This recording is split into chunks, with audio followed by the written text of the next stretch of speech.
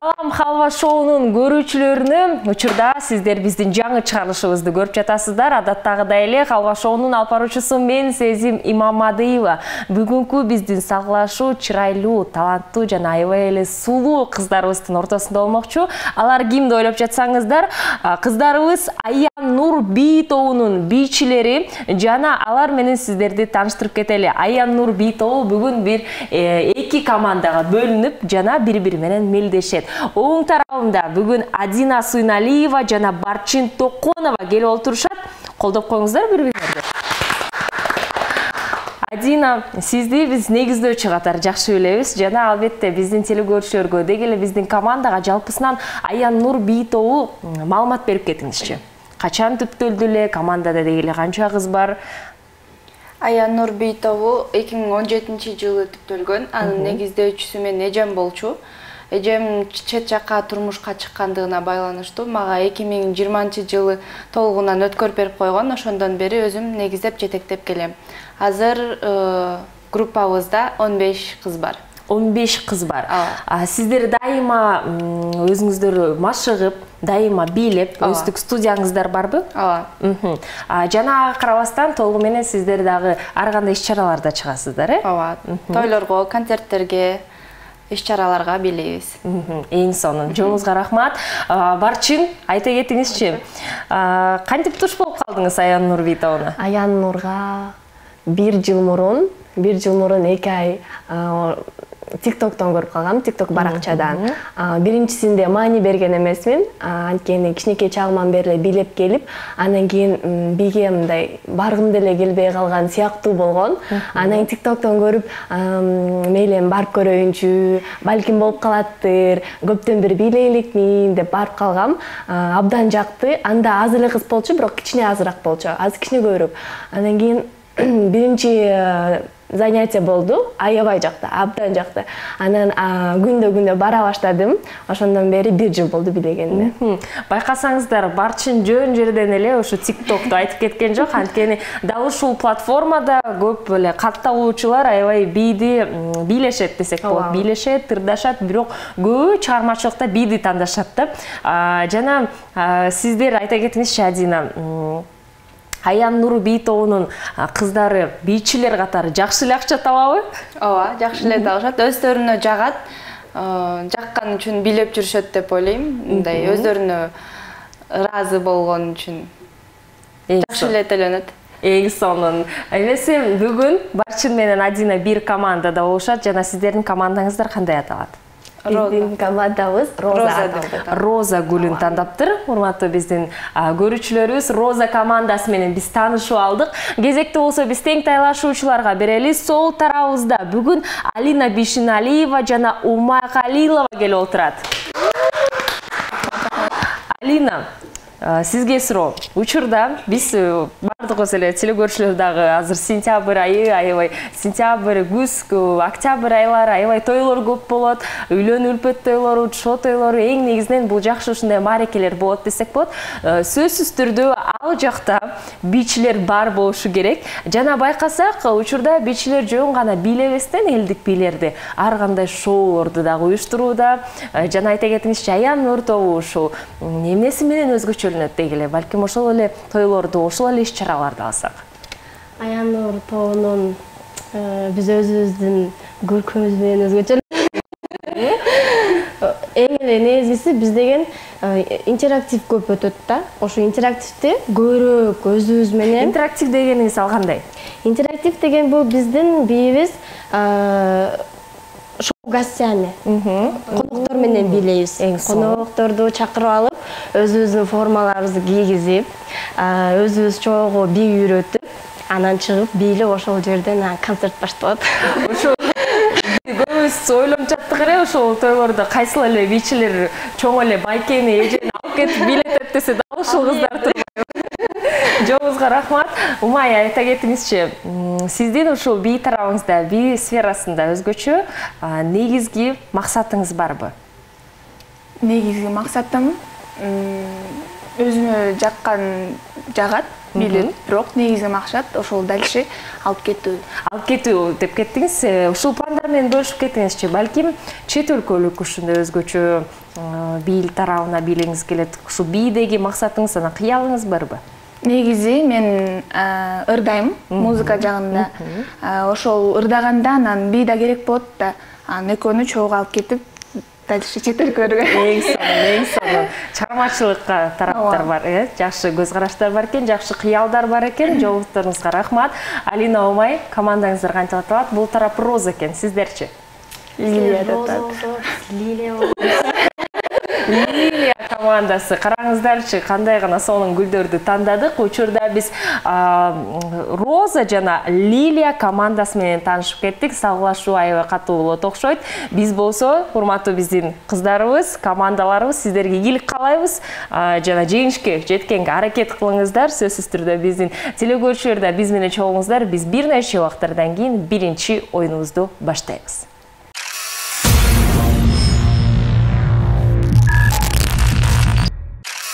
Биздин биринчи оюнубуз суроо жооп деп аталат. Бул оюндун эрежеси төмөнкүдөй. 60 секундада ар бир командадан бирден оюнчу эң көп суроолорго ойлонбой тез-тезден жооп бериши керек. Эң негизгиси жооптор кайталанбашы керек. Жана ар бир командага өз-өзүнчө биз суроолорду даярдаганбыз. Кайсыл команда көбүрөөк максималдуу түрдө суроолорго жооп берсе, ошол команда бир халва балга ээ болмокчу. Жана бул оюнду ким биринчи ачып берет? Розабы же Лилиябы? Биз ачып берели? Лилия. Макулбузбу? Макул болсоңуздар жакшы. Бул оюнда кимиңиздер жооп берет? Мен жооп берем. Алина. Омай, сиз сөз түрдө жардам берсеңиз болот. Эң негизгиси жоопторуңуздар кайталанбашы керек. Учурда Лилия командасында 60 секунда убакыт бар, убакыт кетти. Депутатты тартуу үчүн эмне деп айтуу керек? Акча жегич. Ким ойлоп тапкан? Микрофон Канча мушкетер болгон? 4. Кыш үчүн ким арыктап жатат? Мен. Президенттин жакшы көргөн сөзү кайсыл? Добро, ой. Бүрсөнүгөз. Халкыбыз канча турат? Көп. Даракта ким жашайт? Биринчи кан. Тойдо сел саяктарга эмне жешет? Эмне дешет? Сел саякты. Девичникти өткөрүү үчүн эң жакшы жер кайда? Көп. Беш бармакты кесмесиз кантип бышырса болот? Беш бармаксыз. Эмне үчүн асман көк? Көк болгон үчүн. Жаганда эмне кылуу керек? Үй отуруш керек. Чатырды ким оңдогон? Чатырды оңдогон киши. Паспортко сүрөткө түшүүнү ким ойлоп тапкан? Адам. Генени кантип алып салуу керек? Мени? Генени. Кол менен. Балыктан, балмуздактын кандай даамы бар? Таптуу. Душ үчүн гелди ким ойлоп тапкан? Жууңузу келген адам. Эмне үчүн диджей лезгинканы койбойт? Жакпайт. Деген суроо менен биздин оюнубуз аяктады. Мен жооп бердим. Жооп берет деп, бирок учурда Умай бардыгына жооп берди десек болот. Биз болсо депутаттарды тарынтуу үчүн эң жакшы сөздү байкадык. Сиздер дагы бул сөздү жаттап калдыңыздар окшойт деп жатамын. Кезекте болсо биз тең тайлашуучуларга берели. Учурда Роза командасы бул оюнда суроолорго ким жооп берет? Мен жооп берейин. Барчин. Жардам берсеңиз болот сөз түрдө Адина. Учурда Роза командасында 60 секунда убакыт бар, убакыт кетти. Эмне үчүн итке куйрук керек? Жардам беребиз? Ит болгон үчүн. Курулуш идеясы кимден чыккан? Адамдан. Кубик калыгы кайда төрөлгөн? Мен жакта. Мен роддомдо. Баклажан кандай түстө болот? Фиолетовый. Кекилик деген эмне? Животный. Кимдин уяты жок? Менин. Мирбек Атабековду кайдан тапса болот? Концерттен. Баланы кантип тынчтуу керек? Деп. Күн кандай түстө? Сары. Отжиманияны канча жолу жасоо керек? 10. Эмне үчүн пицца тегерек болот? Анткени тегерек. Азыркы убакытта Казакстандын борбору кайсыл? Алматы. Жума күнү эмне ичкенсиз? Шоро. Калыңды ким ойлоп тапкан? Эжемди кой. Тушканчык кайда жашайт? Тушканчык. Шаардын жетинде. АКШга ким учуп кетти? Мен. Жол тыгындарын кантип жоюуга болот? Жол тыгындарын Пробкаларды кантип жоюуга болот? чоң кылыш керек жолду. Жыландар эмне жөнүндө ойлошот? Жеш үчүн. Жешти, жешкен. Эң сонун. Рахмат, биздин убактыбыз бүттү. Азаматсыздар. Учурда байкасаңыздар, ар бир команда жакшы жоопторду бизге кайтарды. Биз болсо суроо жооп оюнубузду жыйынтыктайлы. Бул оюнду Лилия командасы ачып берип, сиздер 18 суроого жооп узаттыңыздар. Азаматсыздар. Тең тайлашуучулар Роза командасы болсо, силер дагы 18 суроого жооп бир командага тең бирдей упай берилет. 1-1 биз болсо кийинки оюнубузга өтөлү.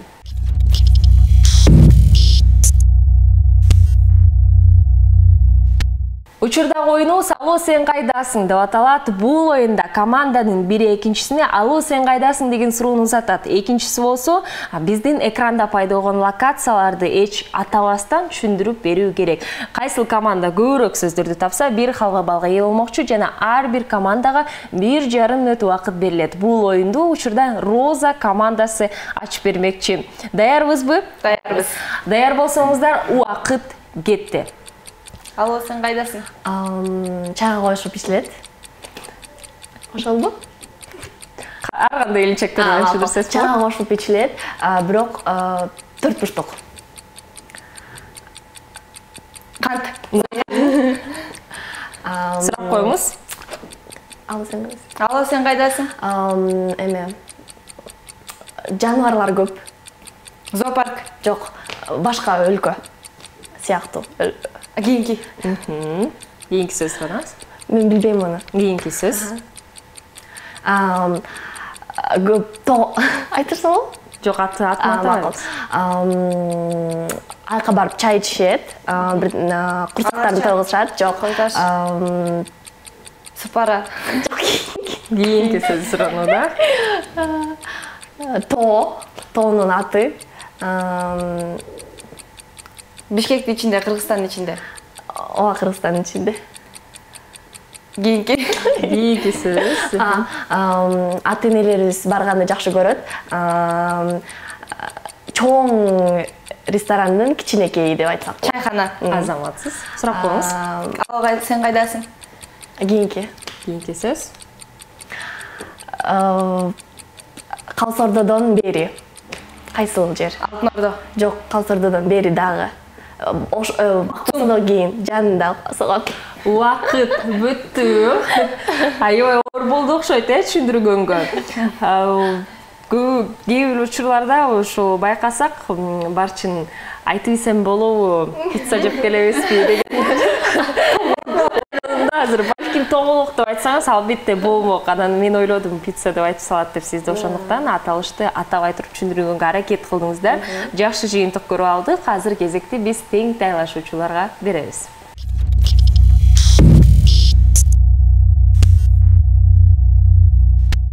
Алло, сен кайдасың оюнун учурда Лилия командасы улантууда. Сиздерде 90 секунд убакыт бар. Убакыт кетти. Алло, сен кайдасың? Биз ай жака билебиз, кечинде көбүнчөсү. Той? Концерт? Билеп, аябай жаштар барат көбүнчөсү. Клуб? Да. Эс алган барабыз. Сурап коюңуз. Алло, сен кайдасың? Эс алган барабыз, пейзаж, там жаратылыш. То? Жаратылыш. То эс алабыз. Эмне? Кайтабыз байлы? Кийинки. Сурап коюңуз. Алло, сен кайдасың? Аякта бир самсасыз бир башкача да. Самса. Ош базар. Ой, ош. Кийинки. Машыгабыз. Тренировка. Ой, машыгабыз. Спортзал. Кийинки. Темир жолдо өтөт. Темир жол. Алло, сен кайдасың? Арсланбап токой бар. Нарын. Жаңгактар көп. Арсланбап токой бар. Азаматсыз. Кийинки. Алло, сен кайдасың? Эс алабыз жаратылышта. Жаратылышта эс алабыз. То? Жайлоо? Жаратылышта эс алабыз. Элдин баары барат жайында, күзүндө, жазында, жазында. Бишкекте? Бишкектин ичинде эс алабыз. Тугу. Кийинки. Убакыт бүттү окшойт ушул сөз менен. Каяктай салабыз ошондо умай. Алар чага барай салабыз, Бишкектин жанында деп айткандай эле Алина. Чындыгында эле тоо бар, албетте бул жакта локациянын дал аталышын керек болчу, ошондуктан акыркы сөз тапканга жетишкен жокпуз, бирок жакшы жыйынтык көрүп алдык. Алуу сен кайдасың оюнун жыйынтыктайлы. Бул оюнду биринчиден болуп Роза командасы ачып берип, сиздер 2 сөздү тапканга жетиштиңиздер. Бул жакшы жыйынтык, кол чабуулар. Бир командалар бир дагы сөздү таппай калат да. Тең тайлашуучулар Лилия командасы болсо 5 сөздү бир калба балды биз Лилия командасына карабыз. Жыйынтыкта кандай 2-1 алдыда Лилия командасы келе жатат. Биз болсо мындан да кызыктуу оюнубузга өтөлү.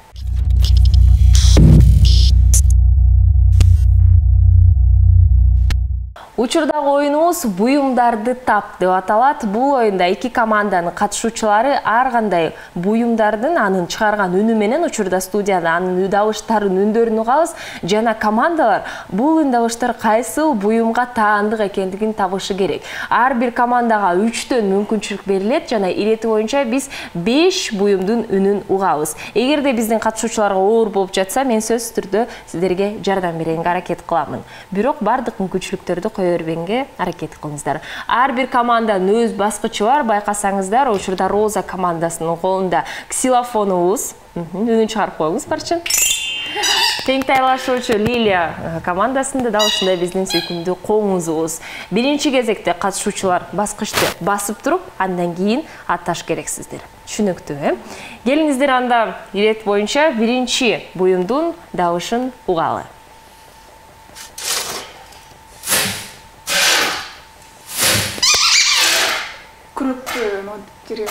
Албетте бул күрөк билип койдуңуз да эле. Мындай салган эле үнүн билип калгам.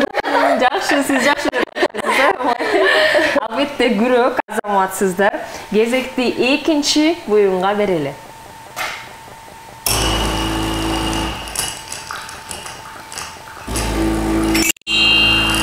Машина, кофе машина. Албетте кофе машина, азаматсыздар. Чындыгында мен эгерде ушул оюнду уксам, аталышын билбей туруп, кофе машинка келип мен тапмаган эмесмин. Албетте бул кофе машинасы. Келиңиздер, үчүнчү буюмга кезекти берели.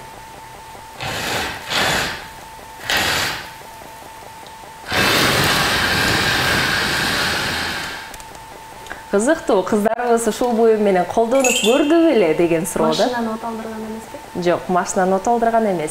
Дагы бир жолу угалы.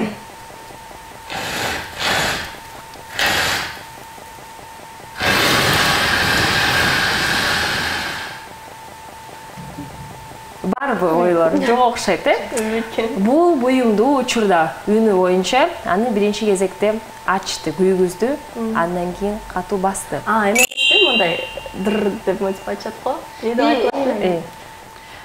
Пила. Жок, бензопила деп ойлоп жатасыз, ал эмес. Сиздерде бир гана мүмкүнчүлүк калды. Ой.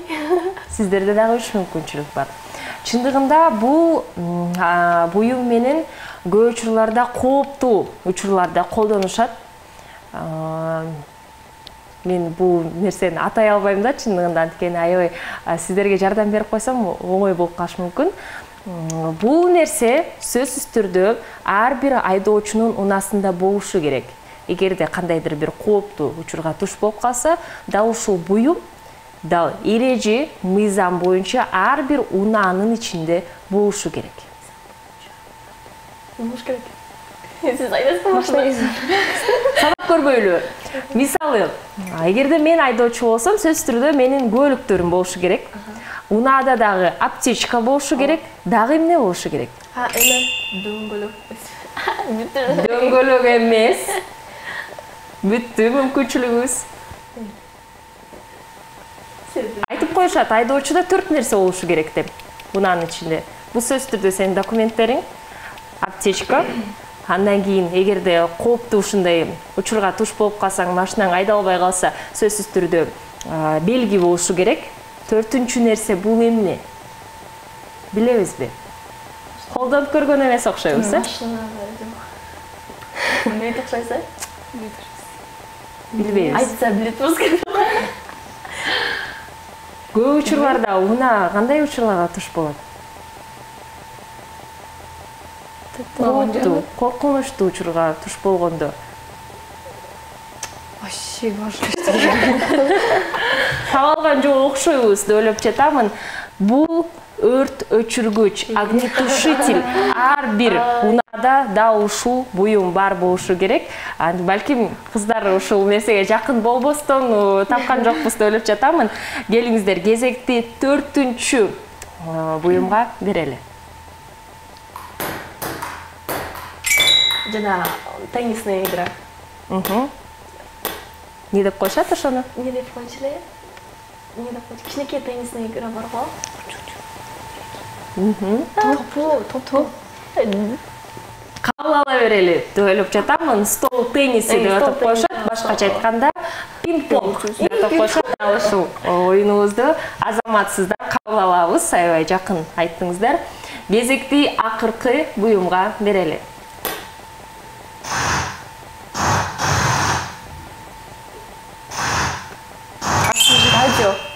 Радио эмес. Дагы бир жолу калып.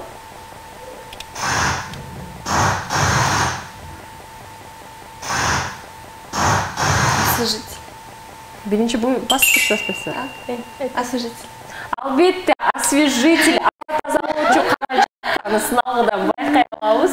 Чындыгында байкасак, Роза командасы буюмдардын ушу дабыштарына өздөрүнө аябай жакшы маани берет окшойт деп ойлоп жатамын. Биз болсо оюнубузду жыйынтыктайлы. Бул оюнда буюмдарды тап оюнубузда Лилия командасы 1 буюмду тапканга жетишти. Тең тайлашуучулар болсо 3 буюмду табышты. Роза командасына 1 балл, жыйынтыктаганда 2-2 барабар келе жатабыз. Кезекти кийинки оюнубузга берели.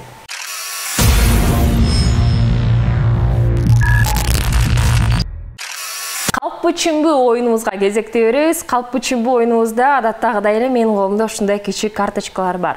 Алардын жарымысында чынбы деген жазуу камтылган. Ошол эле жарымысында калпы деген жазуу бар. Бул карточкаларды биз азыр аралаштырабыз, анан ар бир командага бирден таратабыз. Команданын милдети тең тайлашуучуну алдап кетүү болуп саналат. Бул жакта эгерде команда калпы деген карточка келсе, команда калп окуяны ойдон чыгарып айтып бериши керек. Эгерде чындык, чынбы деген сөз келип калса, чындык окуяны балким сиздердин жашооңуздарда ошол бий тарабында болобу, өзүңүздөрдүн өздүк жашооңуздарга туш болгон кызыктуу окуяны бирок чындыкты айтып бересиздер. Бирок тең тайлашуучу сиздердин карточкаңыздарда эмне деп жазылып турганын таппай калышы керек. Эгерде команда тең тайлашуучунун окуясын табып, жана өздүк окуясын менен адаштырып кетсе, алдап кетсе, команда жалпысынан 2 балга ээ болмокчу жана тескеринче. Биз болсо биринчи кезекте карточкаларды аралаштыралы. Жакшылап аралаштырабыз. Анан ар бир командага тараталы. Роза командасы 1 карточканы тандайбыз. Лирия. Тең тайлашуучуларга көргөзбөйбүз, командалаш карап туруп ушул үстөлдүн үстүнө коюп коюңуздар. Андан кийин ойлонууга, биздин катышуучуларга эстен чыгарууга, анан ар бирөөңүздөргө биз убакыт берели. Кайрадан кайтып келип чогуу окуяларды укмакчыбыз.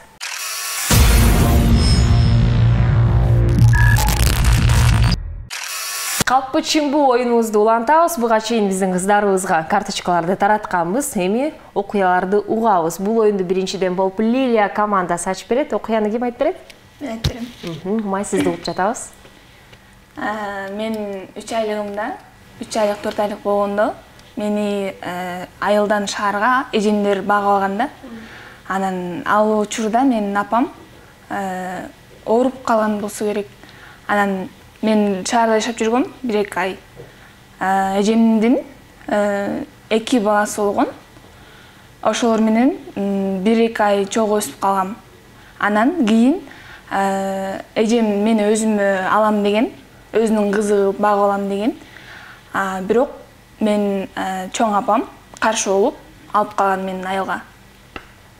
Бул чындык жашагансың, Токтой туруңуздар. Бул оюндун эрежеси боюнча тең тайлашуучу 3 суроону бере алат. Ошондуктан барчын дароо суроону берип жатат байкасаңыздар, эми суроону бере берсеңиздер болот. 1-2 ай ашып кетсе. Мен точно билбейм, бирок ушул 1-2 ай. Алардын айтуусу боюнча 1-2 ай, де? 1-2-3 ай. Дагы 2 суроо бар, берсеңиздер болот. Ушуга так. Ушул күнгө чейин айылда жашадың белең же бияктабы? Мен айылда чоңойдум да. Айылда чоңойдуң, э? Үчүнчү суроо. Шаардагы школдо канчанчы класстан баштап окудуң эле мектепте? Жагы рабочий жакта. Канчанчы класс? Эсиңизде жокпу? Жок эши. 8 болсо керек. Бул жолдо айтты. Суроолор бүттү. Урматтуу Роза командасы. Эми Адина Барчин талкуулашып сүйлөшүп алыңыздар. Катуу эле сүйлөшкүлө. Чын окшойт. Чын ойлойм. Чын ойлонбос. Кабыл алайынбы? Ооба. Чындык деген жоопту кабыл алдык. Карточканы көргөзөбүз. Бул Чекен, азаматсыздар, куттуктайбыз Роза командасын. Кезекти дароо сиздерге берели. Бир күнү той чыгып калды. Адина эже мага чалды. Адина эже Барчин каяктасың, бүгүн той болуп калды, чыга аласыңбы деп. Мен болсом жок бош эле болчумун, бирок жок Адина эже баргым келбей койду да, жок Адина эже мен бош эмесмин, мен бүгүн братишкамды караганы калдым деп койдум. Чынбы калыппы? Чынбы калыппы. Байкасаңыздар, Барчындын өзгөчө дагы окуясы бар экен. Адинаны уктуу, уккан жокпу, негиздөөчүгө, ушундай өзгөчө башчыга баш ийген жокпу, бул чынбы, калппы? Лилия командасы сүйлөшүп алыңыздар жана ага чейин 3 суроо берсеңиздер болот. Сен тойго чыкпай калдым деп, практика менен отуруп калдың үйдө. Ооба. Ошентип айтып койдум. Канчанчы күн эле? Билбейм. Канчанчы күн эсептеп жүрөм. Дагы 1 суроо калды. Саат канчада? Саат 1 чалганыбы? Чалганыбы саат 2-3-4. Суроолор бүттү. Сүйлөшөбүз, талкуулайбыз. Мага жоопту кайтарабыз. Барчин негизи ушундай кылат, дайыма эле. Бул чын окшойт негизи, чын. Кайсыл жоопту кабыл алайын? Чын. Чындык деген жоопту кабыл алдым. Карточканы көргөзөбүз. Бул болчу экен. Бирок именно ушул учурда эмес. Кандай ушул учурда? Ушул учурда эмес, саат 2-3-4 мен барганмын ошол убакытта. Мен башка история деп айткан, бирок убагында келген. Бул брачкасын караган эмес ал учурда. Подружкалар менен чай ичип жүргөн. Келген. Бирок келипти. Карасаңыздарчы, Барчин кандай ушундай шарт менен, кандай өзгөчө эринчек менен алданга аракет кылды. Куттуктайбыз. Буга чейин биз телекөрүүчүлөргө жана катышуучуларга айта кеткенбиз. Эгерде команда башка тең тайлашуучунун окуясын таап алып жана өздүк окуясы менен тең тайлаш үчүн адаштырса 2 балга ээ болот дегенбиз. Ошондуктан Роза командасын биз куттуктайбыз. 2 халва бал сиздердин командаңыздарга ыйгарылат. Азаматсыздар жалпы жыйынтыктаганда 4-2 алдыда Роза командасы келе жатат. Лилия дагы мүмкүнчүлүк бар, оюндарыбыз көп. Биз болсо кийинкисине өтөлү.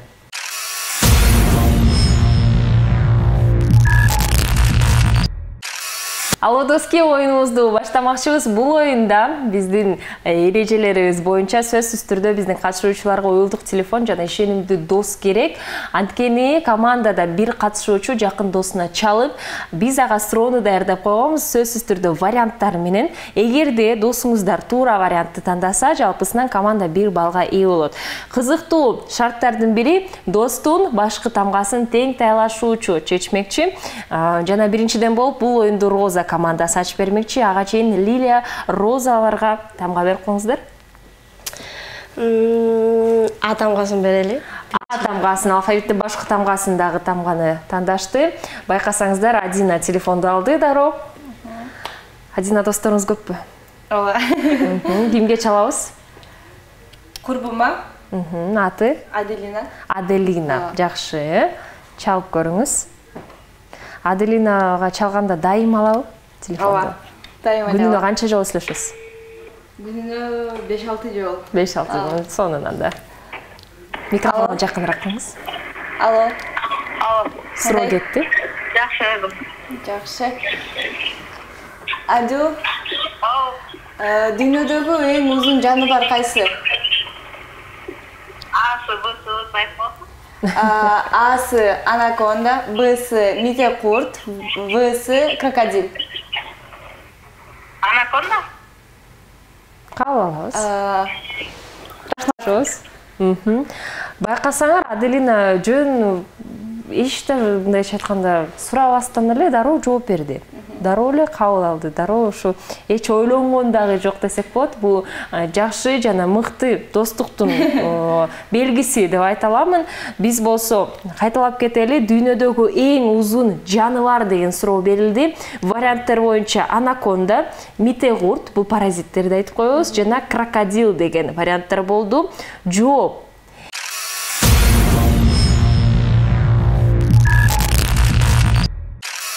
жооп. Негизинен эң узун жаныбар бул мите деп эсептелинет. Паразит киттин ичегисинен дал ушул паразит алынган мите-курт 50 метрден жогору болгон. Ушундай бир тараптан логикалык, бир тараптан чындыгында эле жакшынакай суроо берилди десек болот. Леке каршы Аделина бизге жардам бере алган жок, бирок ага карабастан дароо караңыздарчы, эч суроо бербестен жооп берип эле аракет кылды десек болот. Азаматсыз Аделина, эгерде бизди көрүп калсаңыз, сизге салам жолдоп жатабыз. Кезекти тең талашуучуларга берели. Лилия командасына, Роза Лилияларга берип койгула тамга. С тамгасы берилди. Кана ачайынчы да. Алина. Меникине С тамгасы Сауле деген чоң окуган кызым бар. Ошого чалайын. Чалып көрүңүз. Динамик тийгизип микрофонду чакырыңыз телефонду.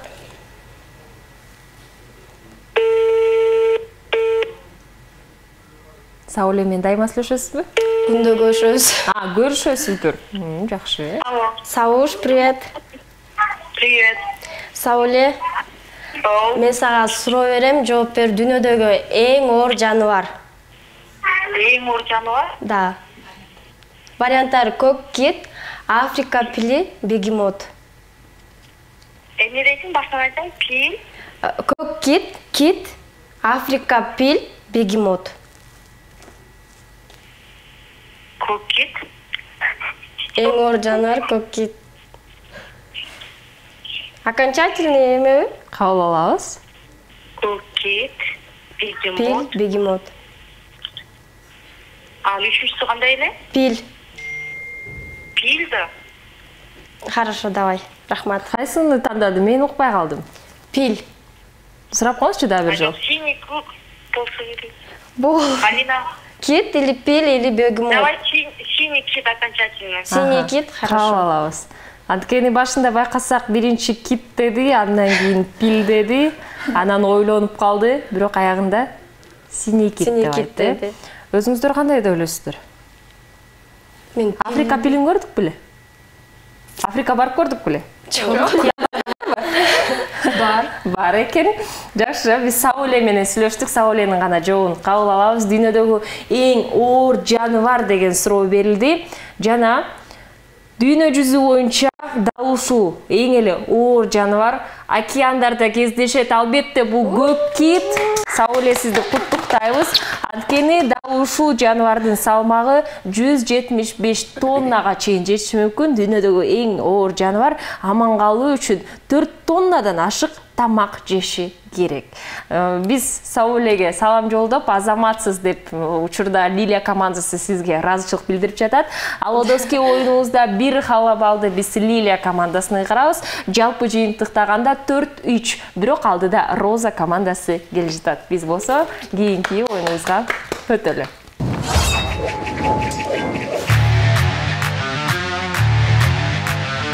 Крокодил оюнуна кезек келди. Дүйнө жүзү боюнча көпчүлүк адамдар ойногон оюндардын бири болуп саналат. Бул оюндун эрежеси боюнча 1,5 мүнөттүн ичинде командада бири экинчисине биздин экранда пайда болгон сөздөрдү кыймыл менен гана көргөзүп бермекчи. Ал сөздөр жаныбарлар, тамак-аштар, буюмдар болушу мүмкүн. Экинчи адам болсо сөздөрдү табышы керек. Азыр биз командалардын байланышын байкап көрөбүз. Бири-бириңиздерди кыймыл менен канчалык жакшы түшүнөрүңүздү байкайбыз. Эгерде объект студияда жайгашкан болсо, ага сөмөө менен же көз менен көргөзүүгө тыюу салынат. Түшүндүрүп жаткан адамга кийинки деген сөздү гана сүйлөсөңүздөр болот. Сиздер байкагандай эле бул оюнду биринчиден болуп Лилия командасы ачып бермекчи.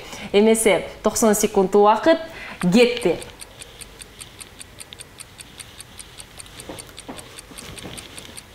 Чипсы. Сэндвич.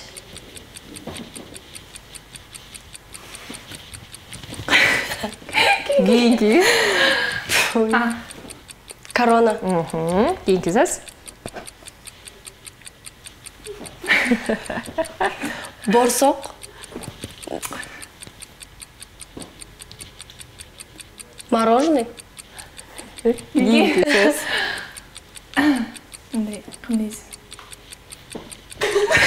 Зомби. Нет. Кийинкисин болобу?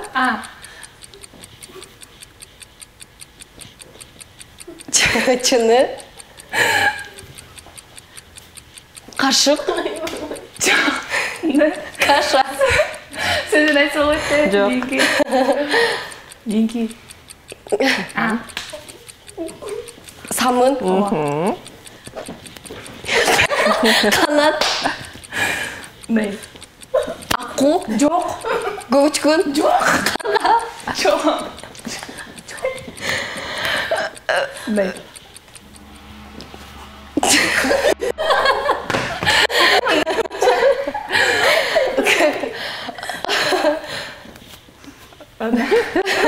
Ошондо умай айтып кеттиңизчи, бүркүт эмнени көтөрүп кетип баратат? Мен көтөрөт го мен тамагымды. Бүркүт деген сөз болчу, аябай кызыктуу көргөзүү болду. Ойлоп жаттым азыр өзү аңчылык кылып бир нерсени алып кетип баратат го деп ойлоп кеттим да, умай. Аябай жакшы түшүндүрмөнү көрдүк. Кезекти келиңиздер да ушундай жагымдуу нотада кезекти биз Роза командасына берели.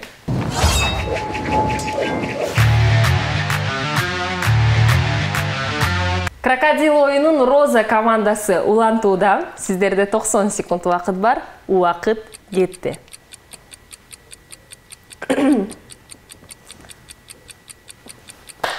Крокодил. Жок, ал деген. Можно стоп. Стоп. Что это за пауза была? Что происходит вообще? Крокодил ал деген оюн болчу да.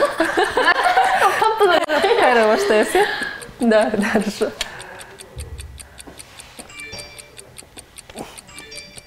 Мен телефонду ачып көрүп өдүм беле.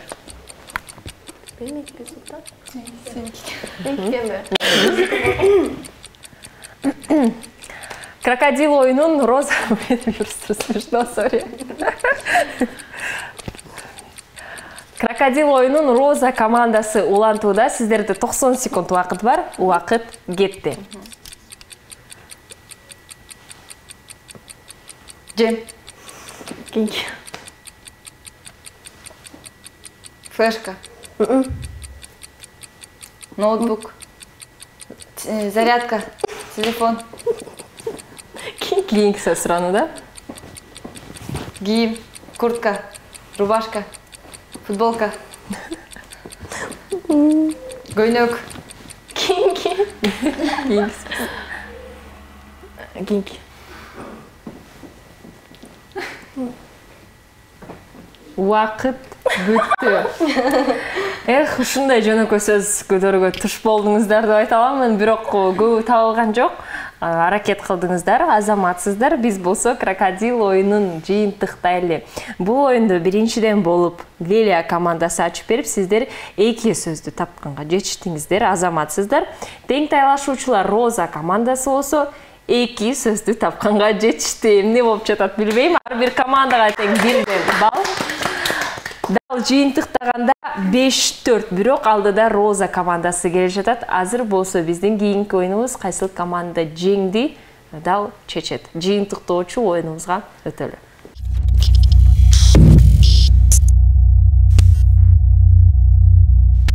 Озумдан окуу оюнуна кезекти бермекчибиз. Бул оюнда командадан бири наушник тагынып эч нерсе укпастан, экинчиси артикуляциянын жардамы менен экранда пайда болгон сөздөрдү окуп кетиши керек. Команда жалпысынан эгерде максималдуу түрдө сөздөрдү тапса, ушул команда 1 балга ээ болот. Сиздер байкасаңыздар, барчы наушникти тагынып алып, даярдыгын көргөзүүдө. Бул болсо Роза командасы бул оюнду биринчиден болуп баштап бергендин белгиси. Даярбызбы? Даяр болсоңуздар, мен музыканы көтөрөйүн. Анда эмесе 90 секунд убакыт кетти. Сабак. Тамак. Сабак. Сабак. Сабак. Жок, көргөзбөйбүз. Кол менен көргөзбөйбүз. Кабыл албаймын. Кол менен көргөздүк, кабыл албайм. Кийинки сөз. Галош. Галош. Галош. Смартфон. Смартфон. Вулкан. Вулкан. Кыял. Кыял. Кыял. Катыраак айтканга болбойт. Кыял. Чычкан. Кыял. Кийинки сөз. Бака. Бака. Пенсия. Гинки. Велосипед. Велосипед. Велосипед. Калым. Калым. Гинки. Физика. Вешалка. Физика. Физика. Физика. Билбейм. Гинки. Калым. Калым. Калым. Калым. Пенсия. Братишка. Пенсия. Пенсия. Пенсия. Гинки. Бака. Бака. Табылды. Убакыт бүттү. Азаматсыздар. Башында эч нерсе болгон жокпу сизге? Жок. Анткени аябай бат-баттан таап баштаган, ушунчалык байланыш жакшы болуп ойлонуп кеттим да. Эч болбаса жакшы. Анда жана байкасаңыздар, мага көбүрөөк ушул оюнда барчынын мимикасы жакты да. Аябай мажбур кылайын деп, сөздү аябай жакшылап табайын деп жада калса, Адинага үйрөтүп жатты. Эми оозуңду чоңураак ачпайсыңбы, катуураак айтпайсыңбы деп жакшы жыйынтык көрө алдык. Кезекти келиңиздер, тең тайлашуучуларга берели.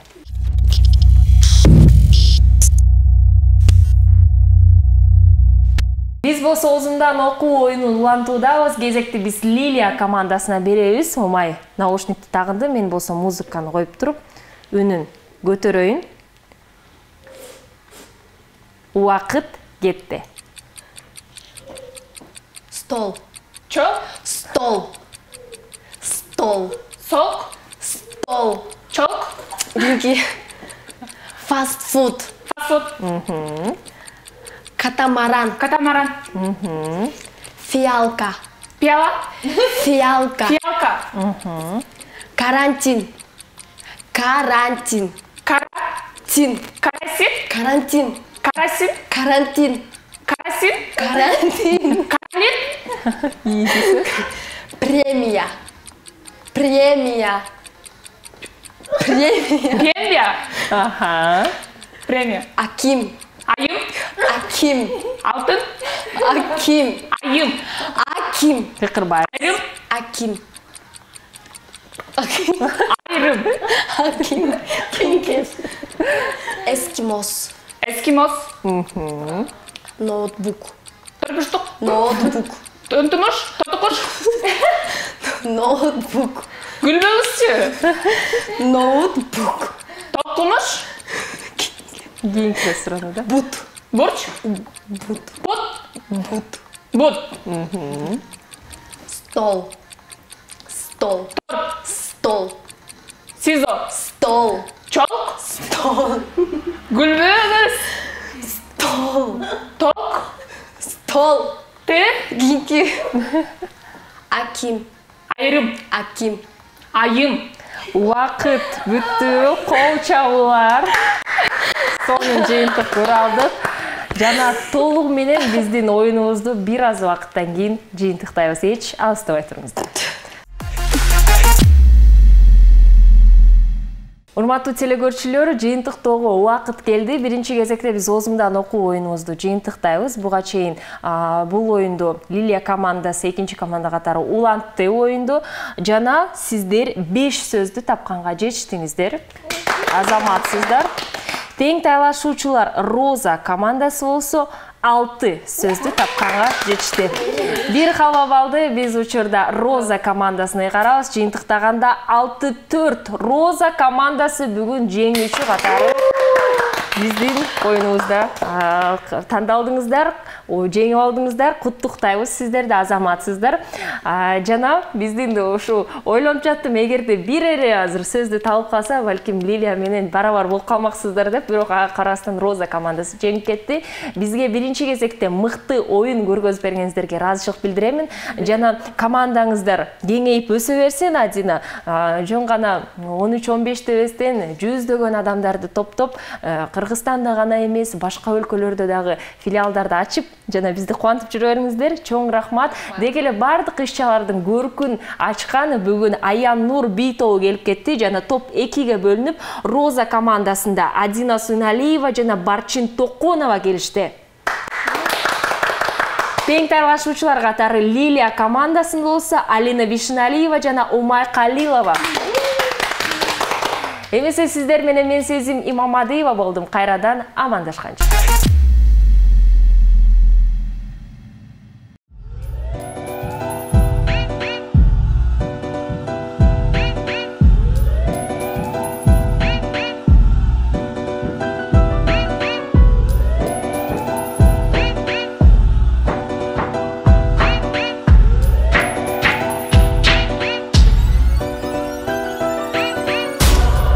Ушундай саптарымда, сонун музыка ыргактарымда, чоң сыйырмат узатамын мен, ок жигиттериме, шок жигиттериме. Мына ушундай саптарымда, сонун музыка ыргактарымда, чоң сыйырмат узатамын мен, ок жигиттериме, шок жигиттериме. Алдыңда шок жигиттер, ок жигиттер, койгон максатына күйгөн ок жигиттер, кылган жумуштары так иретте, банай бийикте, алга сүйрөгөн ураны күч бирдикте, жолубуз улап кыйынчылыктарга жеңилбей, жардамга кол сунуп дагы эле бири бизге, башты бийик көтөрүп алсыздыктын кепин кийбей, ар бирибиз жетебиз тилеген ийгилиги бизге, биздикилер октолгон жана ару бактайым, талашкандары достук менен сыйырмактайым, кокусуна жолугуп же кезиксе атайын, саламын түз узатып тосот кулат чын жайып. Мына ушундай саптарымда, сонун музыка ыргактарымда, чоң сыйырмат узатамын мен. Монгол гана? Айтпайм.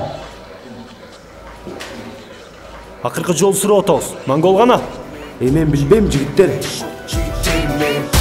Мына ушундай саптарымда, сонун музыка ыргактарымда, чоң сыйырмат узатамын мен, ок жигиттериме, шок жигиттериме. Жигиттерибиз соң жүргөн озунан чыкпаган калп, билет көчөлөрүбүз билетте калпак кийин калп, умтулат алгалап, канат тартып сактап, азыркы заманда барына ушул нерсе талап. Мыкты жагынан дайым өзүн көргөзүп чыккан деги койчу чыгып келет шыктуу, таланттуу жигиттер бийик даражалуу, ар бири алардын урматтоого татыктуу, туп-туура. Оюбузга кошулсаң колду көтөр, жасап кыймыл аракетсен да көрсөтүнөр, абдан чоң сыйырмат узатамын мен, ок жигиттериме, шок жигиттериме.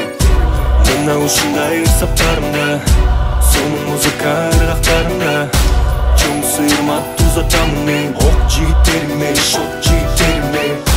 Мына ушундай саптарымда, сонун музыка ыргактарымда, чоң сыйырмат узатамын мен, ок жигиттериме, шок жигиттериме.